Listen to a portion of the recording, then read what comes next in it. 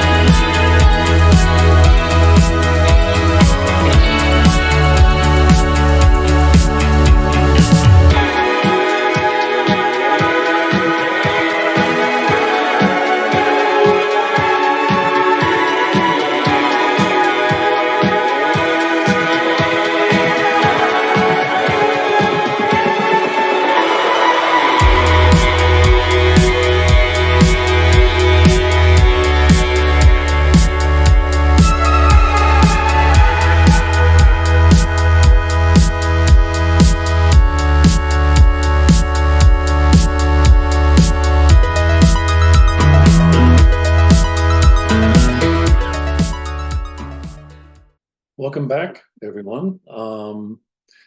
We are going to start off with the juror of this marvelous show, Asha Iman Veal. And Asha is a curator of interdisciplinary contemporary art at the Museum of Contemporary Photography and an art school professor at the School of Art Institute of Chicago. Asha Iman Veal earned her BA at New York University's Gallatin School and her MA at the School of the Art Institute of Chicago. Her recent Museum of Contemporary Art large-scale exhibitions, Beautiful, Diaspora, You Are Not the Lesser Part, and Love, Still Not the Lesser, brought together cross-diasporic conversations between global artists. And throughout her present tenure at the Museum of Contemporary Art, she introduced an array of new acquisitions into the collection, including works by Zixa Cruz, Bacani, Jorian Charlton, and Jessica Chu, and Jess T. Dugan. Through her work at the Department of Arts Administration and Policy at the School of the Art Institute of Chicago, Asha Iman expanded direct curricular links to global arts, culture, and multimedia discourses by inviting and hosting more than 100 virtual and in-person discussions with a variety of guests. Asha Iman is frequently invited as a distinguished jury reviewer and national and international artist awards and residencies. For national and international artist awards and residency, as we are doing here. So with that, please, let's welcome Asha Iman. Hi, Peter. Thank you so much. Hi. Hi. Again, my name is Asha Iman. I'm a curator at the Museum of Contemporary Photography in Chicago. It's been a sincere delight to work with LACP in this way for the second time since doing portfolio reviews about a year ago for Portraits as Visual Repositories. I was very excited to be invited, but especially excited because I very sincerely love portraiture and self-portraiture. I'm a photo curator, but as one of my dear colleagues likes to joke, I'm a curator of portraiture in the exhibitions that I make.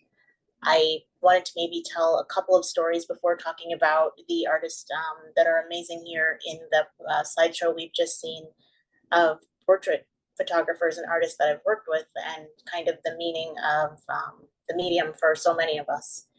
Jess T. Dugan, who folks probably know, based in the Midwest in the US, an amazing photographer, does portraiture of queer and trans communities across the country and couples. We had a really lovely conversation actually about a week ago after working together last year on a show. And the phrase that we kept coming to was life affirming. Portraiture as life affirming for so many communities and so many humans and so many people. Just life affirming. There is also the artist Muslam Rabat, who is based in Belgium, born in Morocco, immigrated as a child with his family. Another artist I have loved working with over the past couple of years.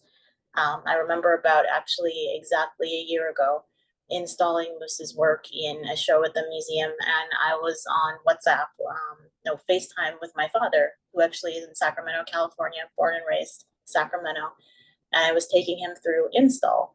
And out of all of the artists, all of the pieces that I've ever worked with, my father became the most excited seeing Moose's work.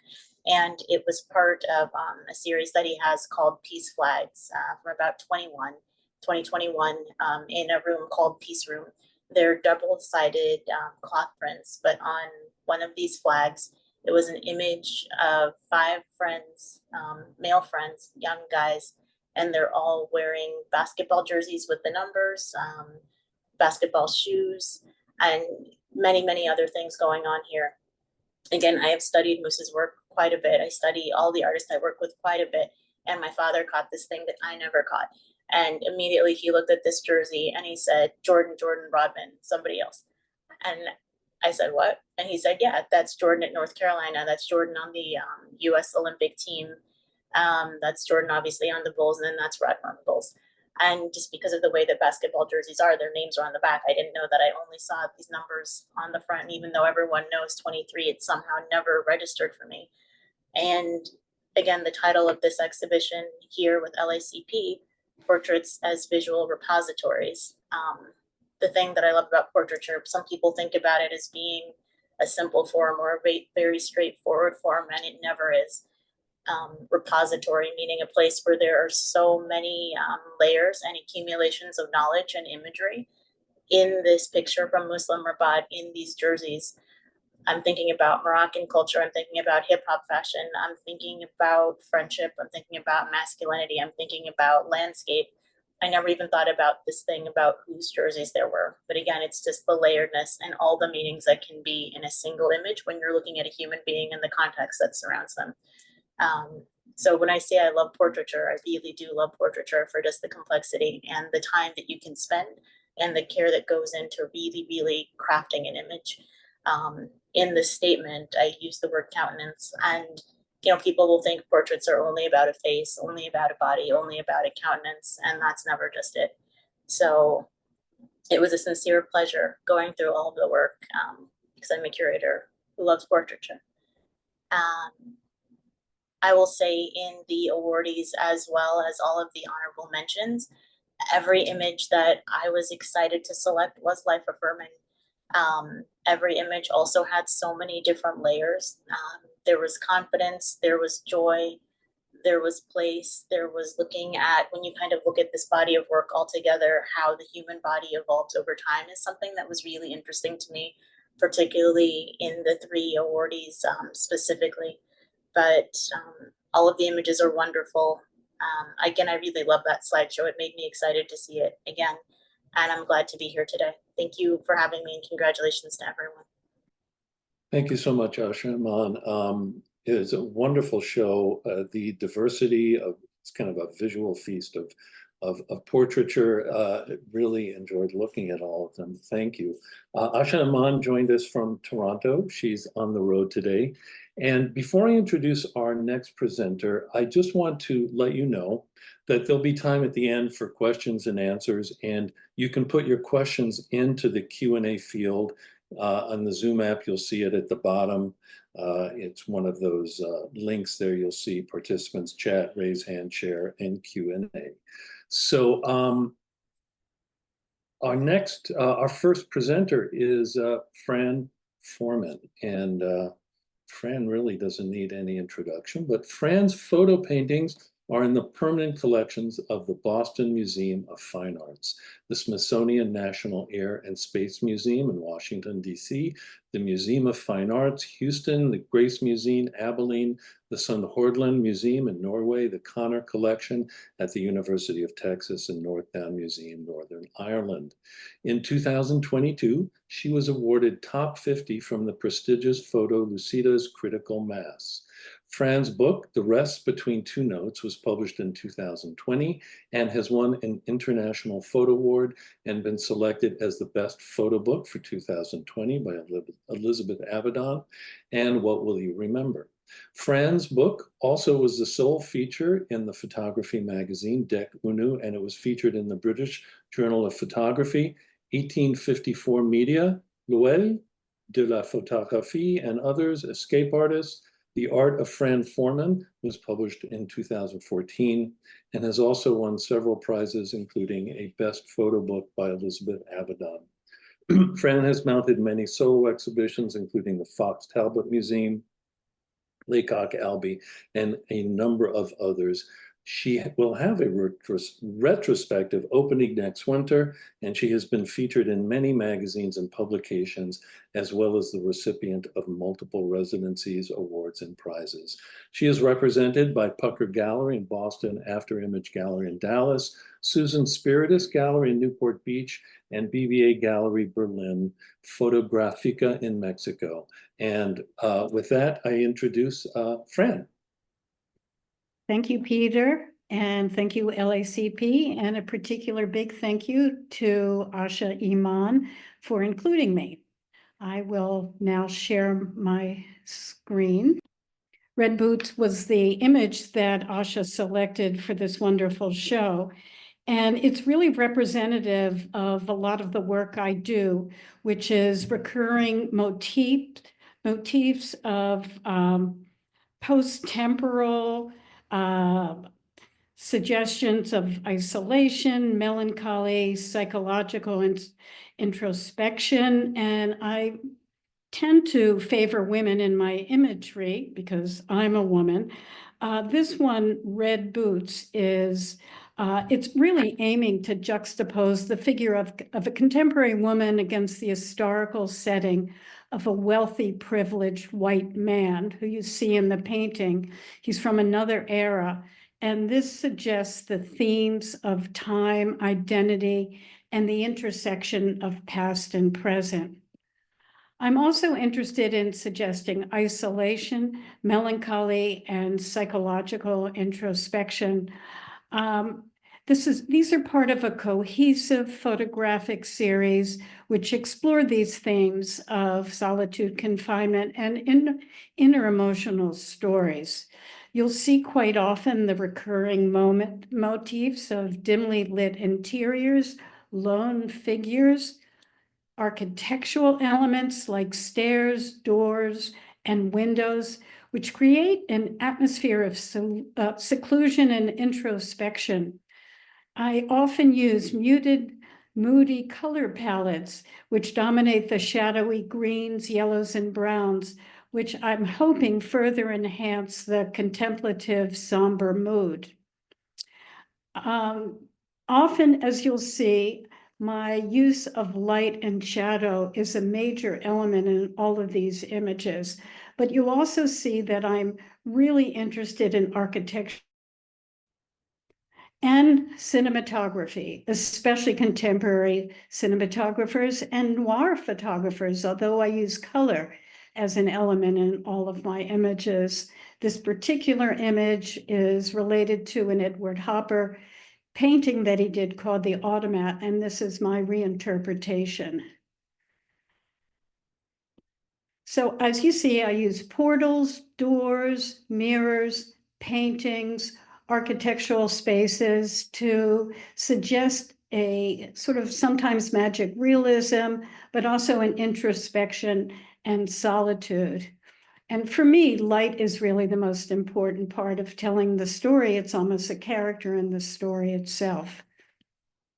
These are all photomontages. Everything that you see here has been created by many, many different photographs that then I have hopefully seamlessly integrated into a cohesive whole.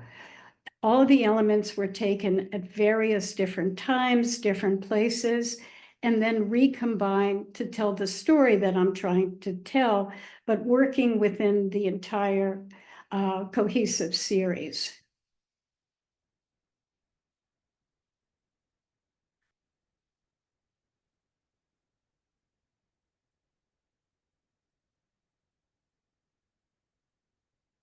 So I work with models, I shoot wherever I go.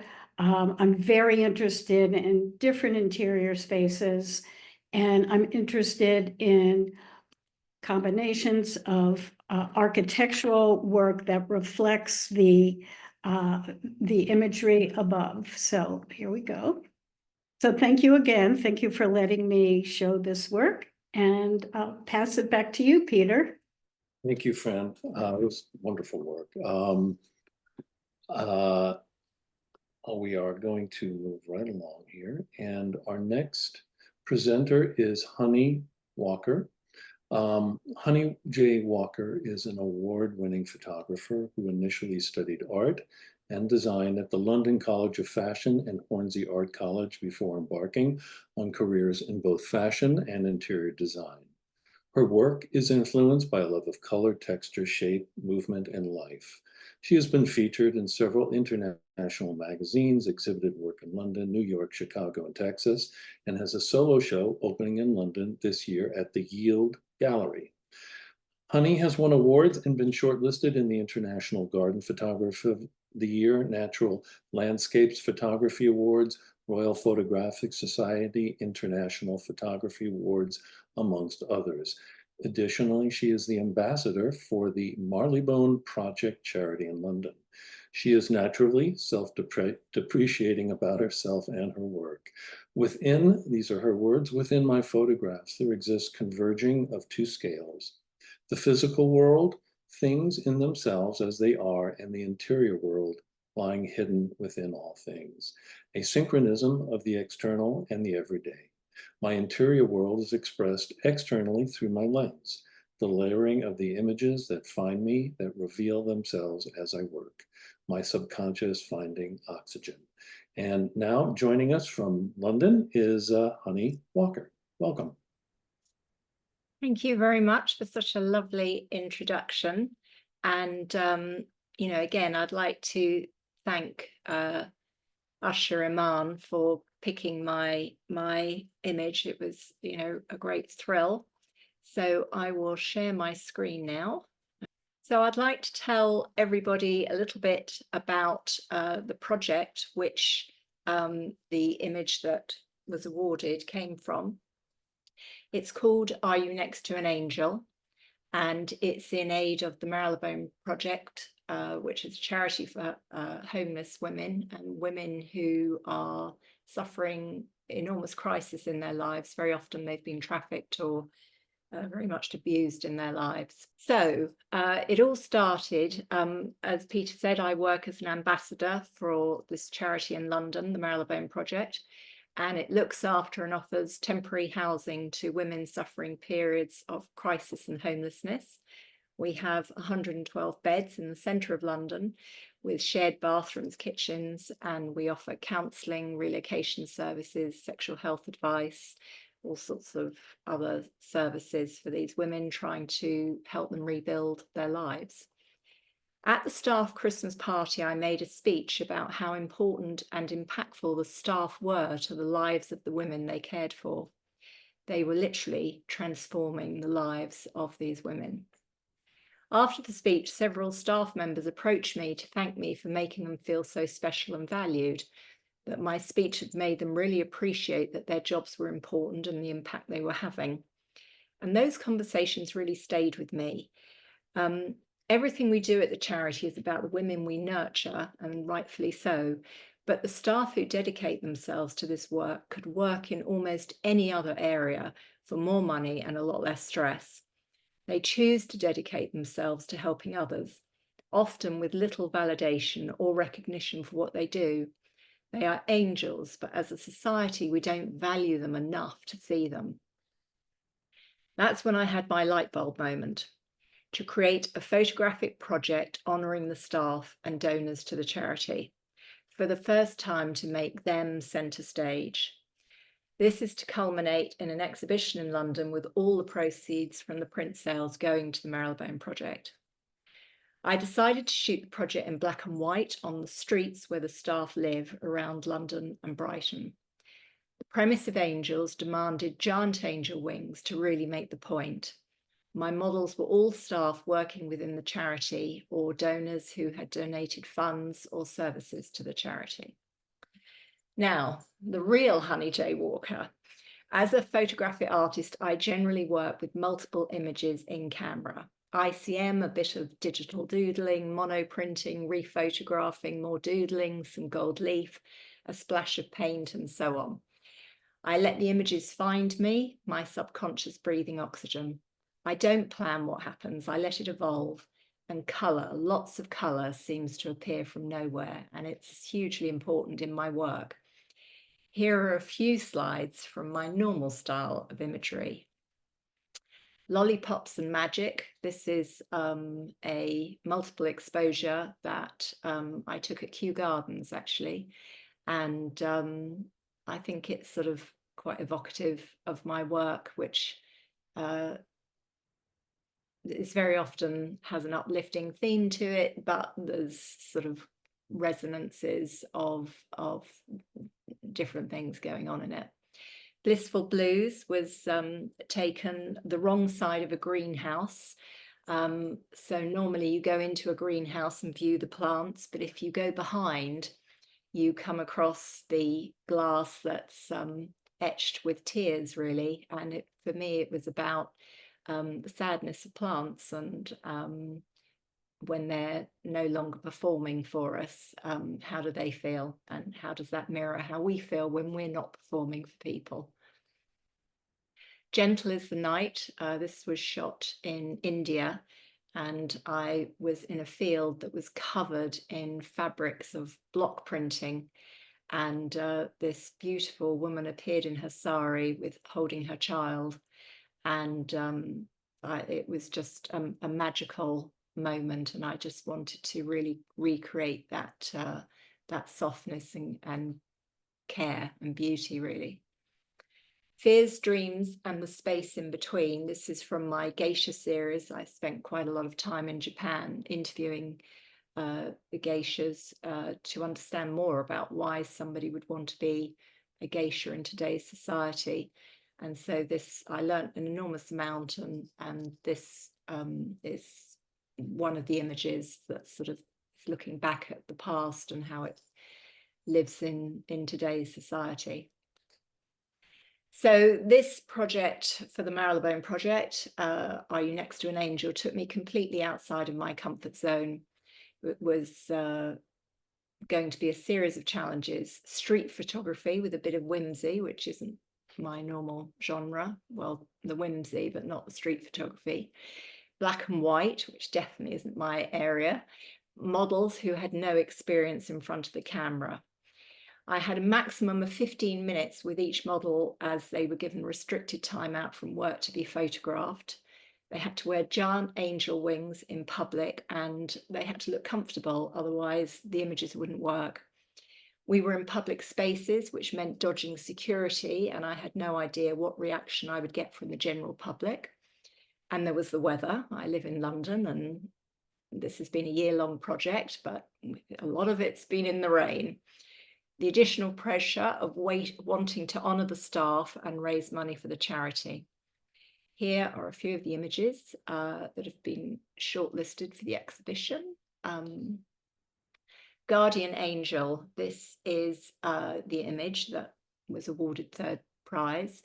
And this was taken actually in Angel tube station. We do have a tube station called Angel, so it seemed very appropriate. And I think the thing that resonates in actually all these images is the fact that absolutely nobody is paying any attention whatsoever to the fact that there is an angel next to them. A cup of tea and 2 sugars. So this is a little cafe around the corner from where the charity is based. And literally, I can tell you, we walked in there, got a cup of tea, sat down, and nobody paid any attention at all to the angel sitting next to them, as you can see. The Table of Positive Thoughts. So there's a road in London called Portobello Road. It's quite famous for having lots of stalls and things along it. And I just thought this was charming, the Table of Positive Thoughts. And so I thought that worked really well. Stranger Things. So this is in Oxford Street, which is one of the busiest shopping streets in London. And very lucky for me, a bus came along with Stranger Things written on the side of it. But as you can see, the woman exiting the bus is completely oblivious to the angel.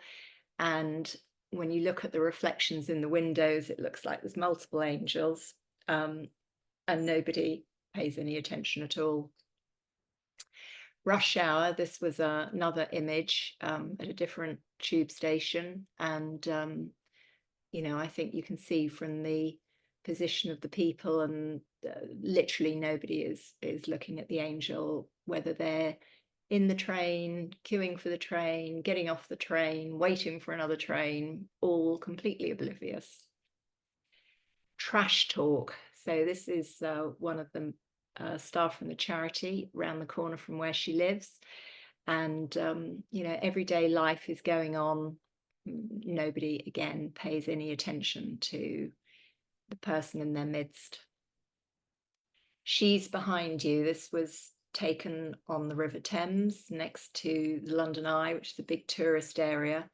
And you've got Big Ben in the background and the Houses of Parliament, which is the seat of our government. And, you know, tourists, again, not paying any attention to who's next to them. beach life. So this is down in Brighton, which is on the south coast. One of our staff works there. And I think this has got a sort of quite a sweet sort of melancholy feel about it. Hide and seek. So this again was taken near the Thames on the South Bank. And always in any city centre, you have lots of people having their photographs taken or doing selfies, and again, completely oblivious to what's around them. The interesting thing I discovered on starting the shooting process that was almost without exception, no one noticed an angel in their midst. And this complete blindness led to a much bigger question. Why is our modern society digitally connected on a global level, and yet we do not acknowledge what is happening in front of us? Celebrity, materialism, and polarization have become the coin of society. We are lonelier today than at any time in history. We don't celebrate empathy, kindness, and honesty. We have lost our real communities, and with them the ability to care for our neighbours and ultimately ourselves. We all need angels, especially at the worst times in our life, but should we not be grateful for them and value them at all times? If we take the time to look, see, be inquisitive, be kind to each other, we will not only see the angels, but perhaps become one too. And so my project has sort of broadened out really to the bigger question about what sort of society do we have, what do we value, and who do we value? So thank you very much indeed. I'll stop sharing if I can find. Thank you so much, honey. It seems London is very much like New York in many ways. Our last presenter is the first place award winner, and Meara Zaslove is a fine art photographer who thrives on creating visual conversations that embrace the diversity of the human spirit, the universality of aging, and the beauty of the natural world. She studied sociology and dance as an undergraduate at UC Berkeley, and after teaching for 10 years, Meara became a marriage, family, and child therapist. She worked as a bilingual therapist for over 25 years with underprivileged immigrant and special needs children in a school setting. After retiring from this profession, Meara picked up a camera and never looked back. Volunteering her expertise photographically to support others in their journey is paramount to her practice. She has acted as a volunteer photographer for the Inner City Arts Program, as well as the staff photographer Diavolo, an internationally acclaimed dance company based in Los Angeles. She continues to photograph for the Donna Sternberg Dance Company, as well as the Jewels of Youth Joy, an organization that works with and supports children with special needs. It delights her to combine her passion for photography with her love of dance and her affection for children, both typical and non-typical. Her work has been exhibited in many group shows and publications, and she has won numerous awards. When producing images, she uses a limited amount of Photoshop and relies primarily on her innate sense of composition and her instinctual reaction to what enters her field of vision. Meara's focus with her photography is to develop work that engages her and hopefully resonates with a larger audience. Many people have told her that she often has a smile on her face, which draws others in. Her images continue to feel like gifts that she is giving to herself. Thank you, Meara, and I will let you take it here. Meara's joining us from Los Angeles here. Thank you, Peter. Hello, everyone. I couldn't be more thrilled to share my presentation with you. I would like to thank LACP for their incredible support and the juror, Asha Iman, for selecting my image. My congratulations go out to all the other photographers whose work was acknowledged. My first photo shows me with my dad when I was 16. It holds a very special memory and captures my father with his Canon AE1 around his neck. He gave me this camera when I became interested in photography. My father had a huge influence on my way of seeing. Being a top animator, he was also a professor and head of the drawing department at our Otis Art Institute. when it was located next to MacArthur Park. His friends were all noted artists in their fields and would often visit our house. Christmas cards were usually hand-drawn by his colleagues. When I took up photography, it was a treat to be able to speak with my dad, artist to artist. I realized that my early exposure to my father's work and our daily conversations deeply impacts my personal focus. Next. I met Inga in a Qigong class that we were taking, and being a nascent photographer, finally found the courage to approach her about the possibility of collaborating. This first image was taken when we were at Inga's house. I had accidentally forgotten to bring a certain lens that I had planned to use. Instead, I unexpectedly ended up working with my 50mm lens. Its limited depth of field forced me to improvise by climbing onto the top of Inga's dresser while she was lying on her bed. I shot downward. It seemed a lot to expect from Inga to arrange her body in this somewhat awkward position, but as always, she was a gracious participant.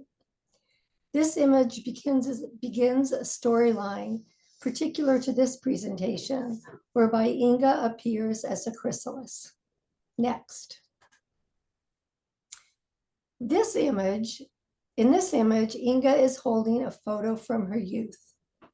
Having ridden dressage, she is very familiar with horses and was a reputed equestrian. Inga has always been a very active person, and as well as horseback riding, she would bike fair distances, swim in the ocean and pool, and walk everywhere. In her mid-70s, she rode 33 miles to Catalina with her outrigger team. Even now, Inga continues to practice Tai Chi. She is quite an anomaly. Next. I thoroughly enjoy the creative process and sometimes surprise myself with the ideas that I conjure up. I had found this embroidered chair in my alley and brought it over to Inga's. There, I flipped it upside down and positioned her body behind it to emphasize the garden fresh peonies. Both the flowers and Inga vie for attention, each communicating a distinctive beauty. Next. In this fifth image, I presented Inga with a veil and a skirt that I had bought at a thrift store. Having seen photographs from her wedding, Inga had been an enchanting bride. This portrait seemed to recapture her lovely youthful presence. I often believe that less is more and feel that in this case, there was no need for any embellishment. Her facial expression says it all. Next. In the sixth image, Inga was lounging on her bed and with her head tipped towards the window. The light streaming through accentuated the contours of her body. It's been interesting to enter competitions around the subject nude and to witness the variety of perceptions. My view often seems to have a different aesthetic. Rarely do I see a submission that promotes the beauty of an aging body. Next. Here, Inga is in repose. I rarely choreograph her movements. When shooting, I am like a fly on the wall, observing her as she basks in her surroundings. I try to capture variations in her mood, as in this pensive moment. The minimalism of this image speaks volumes. No matter the setting, Inga often displays an air of serenity. Next. It is remarkable how at ease Inga is within her own body. To her, nudity seems comfortable and natural. I was delighted to watch her dance around the yard, swaying with the veil. Having been a dancer, I find that I can instinctually anticipate movement and freeze the moment as it happens. Next. I feel that this ninth image captures Inga's joyful spirit. She always has a twinkle in her eye. When walking down the street, heads constantly turn as she passes by, and many spontaneously come up to her and comment on how striking she is. Next. This has become my signature image. Inga was floating around the yard with the veil, and her energy was contagious. When Inga lifted her face up to the sky, she looked like a sun goddess. It was as if she had transformed from a chrysalis into a butterfly. I feel so fortunate to have been allowed to document how Inga is, how unique Inga is. An even greater gift has been our developing a deep and loving friendship that we both treasure and cherish. Next. This culminating image is a composite made using a film camera and setting it to create a double exposure. To me, this image culminates the storyline of this presentation, demonstrating the natural order of living things from birth to death. As I age, the impermanence and the poignancy of life has become more apparent. Having known Inga for almost 10 years, I have learned many lessons from her. I would consider myself very fortunate to follow in her footsteps. Next.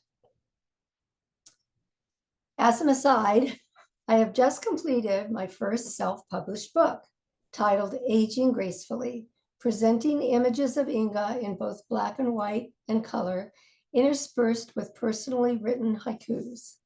For those of you who might be interested, it is available to purchase on my website, www.maarazaslove.com.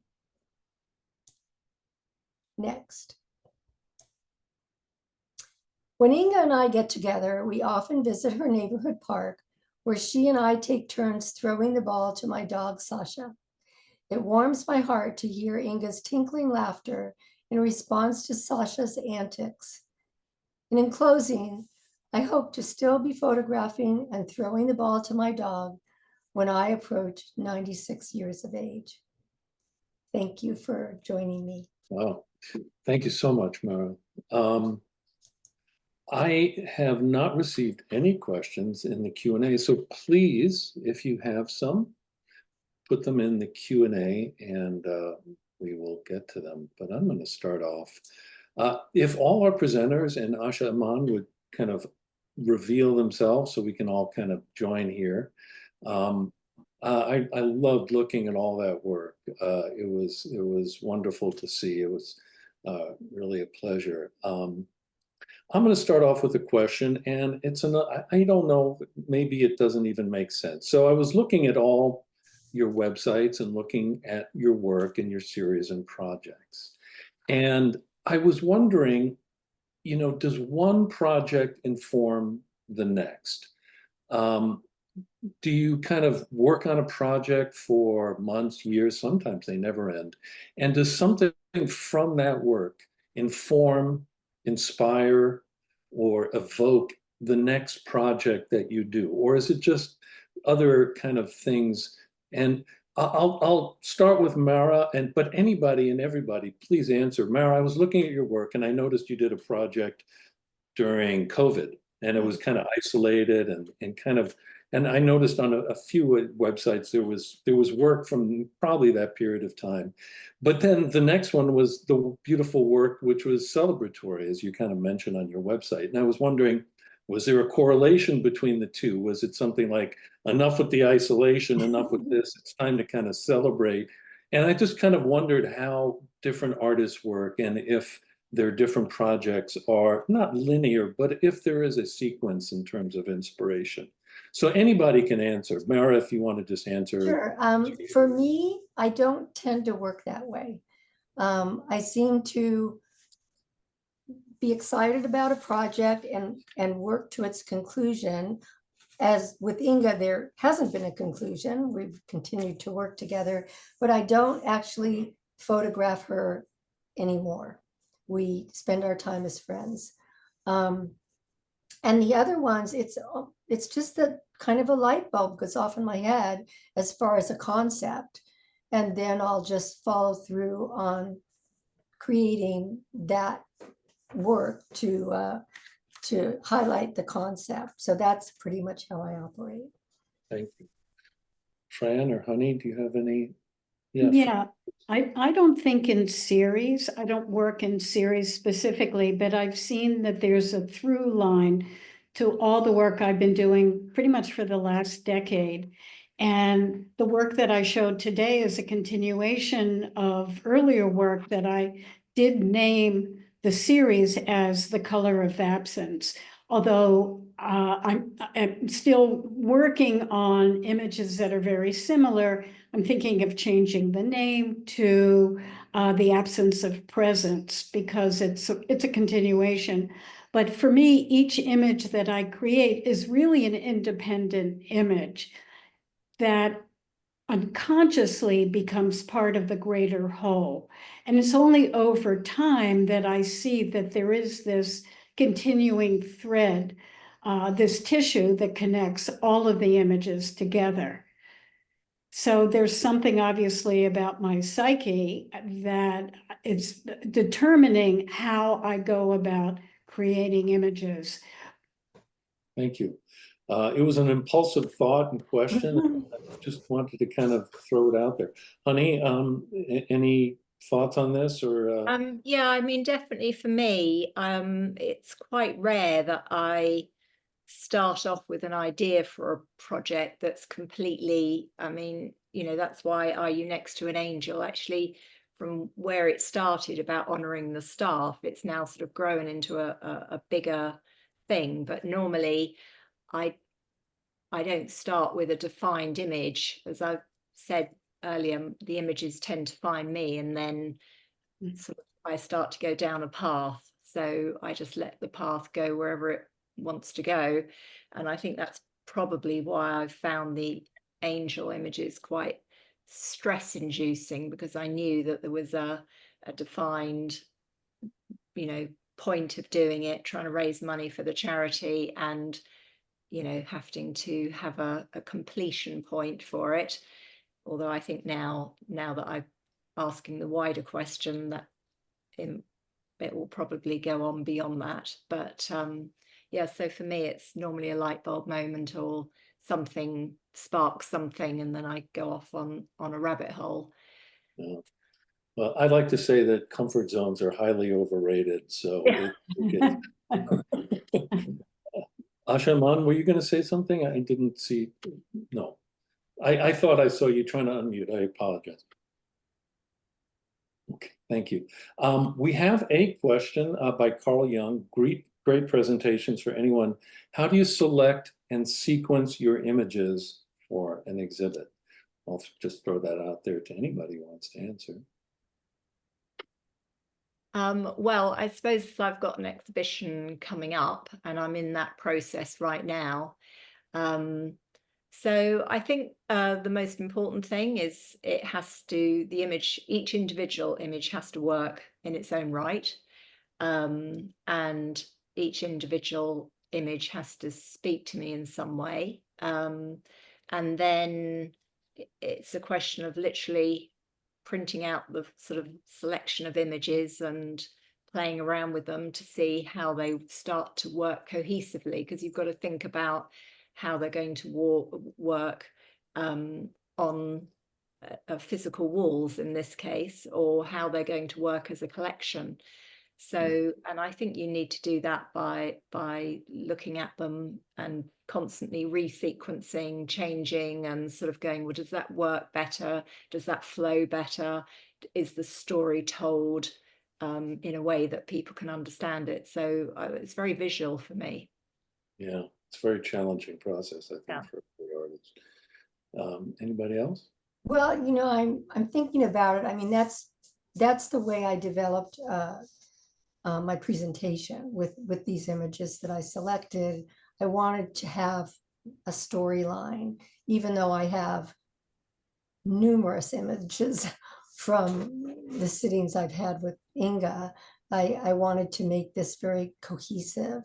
And what I love about being an artist in general is there's creativity within creativity. Just doing this, creating, you know, doing this presentation, I have always loved writing, and And just writing down like my stream of consciousness thoughts, walking around the house for a couple of weeks and jotting things, and then formulating them into something cohesive, and then editing it, and then presenting the images together is how I would approach an exhibition. And it's always really challenging, but it's also really gratifying. And so it's great. I feel grateful to be part of the photographic community. And it's been wonderful to get to know the people that we have here today, and also all the artists I know in LA and on Facebook and social media. It's been a real pleasure. Thank you. In terms of sequencing, I find it very difficult, and it's not as arbitrary, although sometimes it seems to be arbitrary. But when I work with a gallery, I'm often very happy for the curator of the gallery to make certain sequencing decisions. It takes the onus off of me. But when I do it, or certainly for my book, I look for relationships and images so that they seem to talk to each other, that there is the common thread that pulls them together. It might be subject, or it might be composition, or it might be color, or it might be certain shapes and patterns that continue from one image into another. So there are many, many different ways that one can sequence and edit. But it is complicated, and I really respect curators such as Asha, who can make those decisions. It's sometimes easier to have a curatorial eye helping make those decisions than those of us who've created the image and have a hard time stepping back from it. So thank you, Asha, for taking over much of that, much of those relationships. Thank you. We have a question for Asha Iman from our own Matthew Finley. When looking at portraits that she responds to, is it more of an emotional reaction or a mental one? And then there's a follow-up. The photographers were given the opportunity to write about their images. Did you form opinions about the works before you read them, or did those writings have any effect? Yeah, I like this question very much. I would say 90% of my response or opinion when selecting this group is before I read the statements. Definitely it's 90% just upon seeing the image. And then the other 10% is me wanting to see the text to make sure I understand what's going on and the artist's intention. It's funny kind of working in this way because I actually obviously really value wall text in museums and galleries, and I always hope people will read the texts. So it's funny to kind of do it in my own process the opposite way. And I cannot remember the first part of the question. I just answered the second part, I believe. Do you respond more emotionally or mentally to the photos? I would say it's both.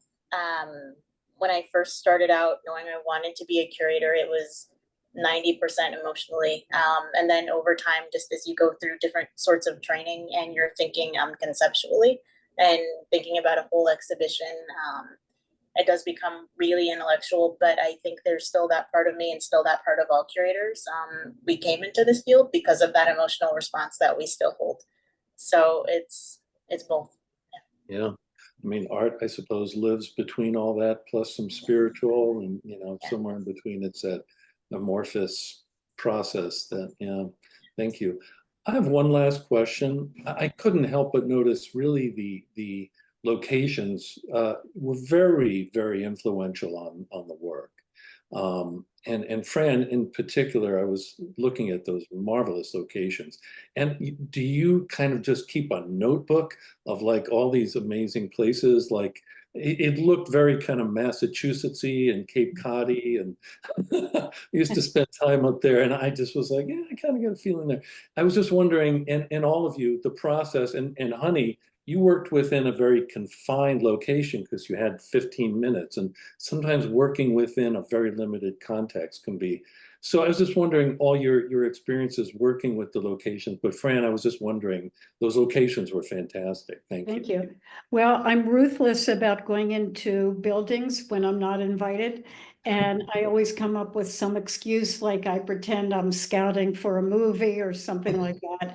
And people generally let me in because I'm not an aggressive looking person. And while I'm there, I just snap away. I do spend a lot of time on Cape Cod. So yes, many backgrounds were shot on the Cape. But as you pointed out, New England is filled with wonderful old historic buildings that are easily appropriated. But I also travel a lot. And when I travel, I'm always looking for interior spaces. So I tend to shoot wherever I go, looking for spaces, and then shoot models when I'm back at home, generally, and then fill the spaces with my models to create the kind of narrative that I'm interested in exploring. It was very powerful. Thank you. Anybody else before? Yeah, so, well, as you said, the locations for me, they were quite tight. I managed to sort of, when I was photographing donors and things, I had a little bit of extra time so I could take them slightly further afield. But it was difficult being, you just had no idea how people were going to react, what was going to happen. So it was a sort of flying by the seat of your pants sort of exercise. But the location was really very important as part of the whole story. Actually, it's got its own. Well, it's almost as important. Works very well with the angels, and the two complement each other really. Yeah, well, it worked very well. I think that is all we have time for. We have no more questions, but I really enjoyed that. And thank you all. Thank you, Asha Aman, for curating such a wonderful show, and for our presenters who really gave us some wonderful insight into their work and their process. And with that, I will turn it back to Kevin, who's in Mexico. Hi, everybody. Peter, thank you again for driving the show tonight. Mara, Asha, Fran, sorry. I was stuck on the there for a second.